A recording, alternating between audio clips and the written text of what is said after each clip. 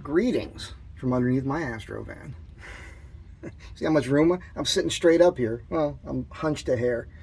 No spare tire in place because the new 32-inch tires, they really won't fit from here over to the exhaust. So that's something that I've got to figure out.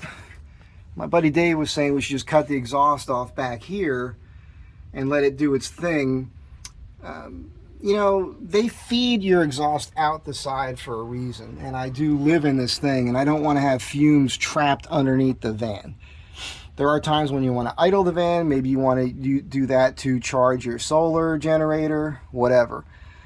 So I'm kind of trying to think about how to do this, and I'm thinking more along the lines of cutting it up here and then bending this out and routing it over somehow and still having it poke out. I don't know how I'll do that yet, but that's the idea. That's just to put a spare underneath here temporarily until we get to, you know, the swingaways and everything else we want to do on the back. It's just that can't happen like this. Dave's busy, I'm busy. It's a hard thing to get to. We still have to design it up, and I've got to do my part on that with figuring out my pivot points and all that. So, you know, that's what's happening. Here's a shot up the drive shaft for you. Kind of cool.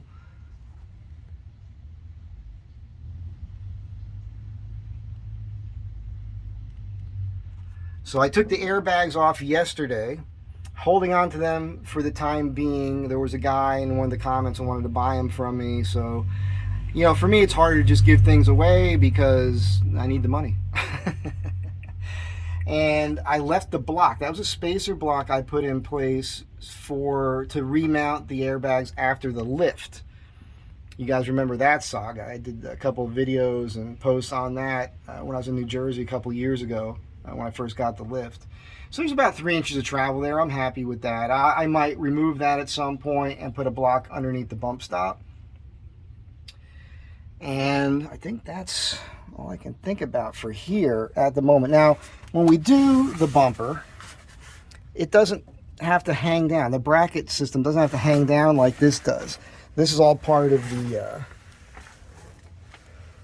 the hitch I put on, and this hitch, you know, it's aftermarket. It has to hang below the bumper. When we do the new bumper, the hitch will be built into it. So this goes away completely. It's all going to be built in. So you can see here is your factory bracket system, right, for the factory bumper. We'll probably just kind of mimic that and just make it more heavy duty. That's all. So, I mean, hell, if we wanted to, we could even get the bottom of this bumper up higher. We can do whatever we want. It's custom. That's the beauty of it. That was the hole for the air conditioning. I just put some cardboard in there and left it, and that's kind of funny to me. So, because I hadn't decided if I wanted to utilize that hole for running wires or something down the road. But as you can see, there is no rust underneath this vehicle. All right, that's not rust. That's just muck. And you'll see a lot of that redness that has a rust look to it, but that's just that dirt, that dust from Arizona. That's all that is, and it cleans right off. I'll take you to the other part of the chassis. It's a chassis inspection this morning. This is something you guys should do on a pretty regular basis. Oh, I am going to go with a coil-over Monroe shock, and I want to see what that does. And, you know, as you guys should remember, I'm on the bottom hole in the shackle on this side. I'm one hole up on this side, and the reason for that is the lean. You know, that Chevy lean, Chevy Astro lean. You know, my build is more so on, you know, on the driver's side of the vehicle. So that weight just forces this side of the vehicle down. I'm really going to work on trying to get weight on the passenger side. It's just harder because there's not as much area on the interior of the van on the passenger side, right, to put the weight.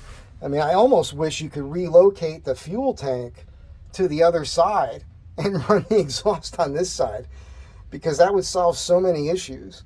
And yeah, and then as far as like a fuel tank for later when the tire is mounted up on the back, you know, this is an interesting area between the frame rails here. Boy, it sure would be nice to find a tank that could fit right in that space and tuck up high. I'm sure that would, you know, it'd come down a little bit, but man, that would be the perfect spot for it. I know a lot of people put trunks in, and it's something that was a fantasy of mine too. I just don't know how practical that is for me. Anyhow, let's move on to the next part of the chassis. All right, so one of the neat things about this height that I have now, which I had to need a good amount of height due to the re-index torsion keys and, you know, the taller tires before, but these tires are taller, so you can just crawl around underneath here now without even jacking it up. I also want to point out, you can see the CV axle. We'll see it from the front in a sec, but you can see that is not very extreme at all. You know, I was warned about that, and I'm seeing some grease on that upper ball joint. The double, I think that was just from when the ball joint was poking down through the top. We had the ball joint flip, they call it, where they mount the ball joint underneath the upper control arm. I hope that boot is not torn. I don't think it is. I think that was just squeeze out, but I have to wipe that off and inspect it. I wanted to inspect underneath here. I've been grabbing things and shaking them around because I get a slight bit of a, it's not a mechanical rattle. It's more like something like air is hitting something, like these things here. Oh, I'm sorry, I got you all the way up on this. Like I got things like this that are loose here. You know, when the truck is sitting at idle, I can hear it, or when I'm driving. When I hit the brakes, I can still hear it. This wiring loom here on the come off the alongside the, this is just falling apart, literally. Look, I can just pull this apart, and you can see that it was at one time probably attached to the frame up above here. You can see there's a spot there, although this piece doesn't look like it would, you know, match that wear spot up there. But this is just rattling here. They probably disconnect that when they do the body lift over there at Journeys. So when we lift the engine and transmission, I want to reconnect this wiring harness so that it's not just resting up there. There's also a breather tube up here. I don't know if you can see it. It's above, there's a line going this way, and there's one above it. So that's throwing out a little bit of oil on there. That could be from the past. I don't have any leaks in this thing, which is good. This is where they tucked up all the wiring when they put this S10 transfer case in. You guys know I'm not happy about this wire that they put in because it's just hanging here. No loom on it or anything, not protected. So we got to deal with that. This is a cavity that's behind the step. This would be the side door up here. That's the rear of the vehicle. There's the muffler, all right? I am thinking about carrying extra parts in the van, and I'm thinking about putting a plate here, you know, a couple tabs over here, and then putting a plate, and then storing up here an extra CV axle, maybe a starter. I think I can get a CV axle in here for sure, possibly a starter as well. And, you know, wrap them up really, really good in some heavy plastic, tie them up real well, make them secure first, then put a plate to protect them. I just think that's a neat idea. It would also give me a little weight on this side, which, as we were just talking about, would probably be a good idea. And, you know, we have to figure out sliders on this vehicle. I don't want to screw up this pinch weld thing here, and so whatever we do, it's got to happen. That's going to have to happen pretty soon. So that's another thing to be thinking about. All right, this is me just sliding underneath the transmission. There's the oil pan. So you see, I don't have a ton of clearance here, but there is clearance between the oil pan and the axle. I did shim this axle down originally. You can see these little shims here. They're going to come out because the next step is to, you can see the engine mount there, and you can see that kind of clamshell bracket going over the top of it. We're replacing that with new engine lift brackets, and hopefully that's going to happen in the next couple weeks. I'm inspecting my boots here and the CV axles. They're fine. I replaced both of these myself. You can see that they don't actually match, different manufacturers. I was going down the rabbit hole on CV axles on Rock Auto with the information they provide there, and there are subtle differences with the boot rubber and, you know, things like that. So we'll see. I've got a leak up top here on these lines. Something is going on. I think that's a splitter up there, and those, I think something's leaking from up top. I don't know what that, I think that might be the canister for the power steering. I can't figure it out. My power steering's a little wet. I do have a new power steering pump that I'm going to be able to put in here. We'll be doing that soon. You can see how we had to cut the fan shroud, right, when they did the body lift, but we're going to be lifting the engine up again. So yeah, that's going to go back up in there, and we're going to have to replace that to get better pull for air to cool the engine down. But, you know, nothing super serious. There's no big deals down here, no oil leaks or anything.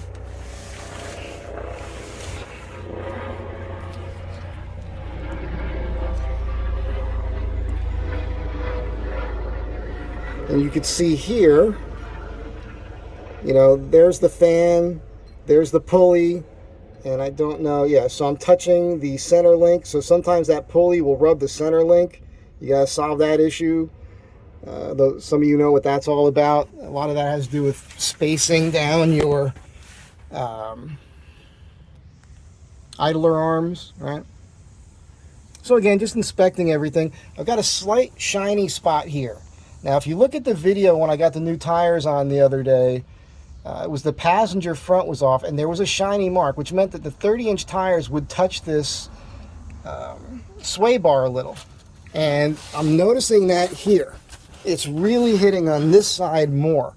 Now, it only hits when I'm turning extreme, right, in a parking lot situation, when I'm cranking it all the way. So normal driving, it's not going to be a problem at all.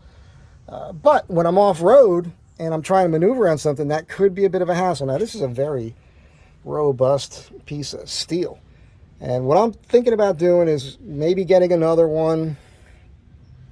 Be neat to heat that and bend it just a little bit more and allow that to just go off on an angle. I don't think that would hurt anything. It doesn't affect steering. It's just a sway bar.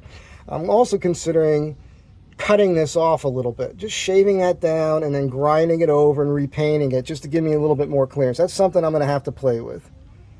And then I want to show off, there's a grease fitting here, and these nipples are all over the place underneath here. So I need to give this thing a grease job.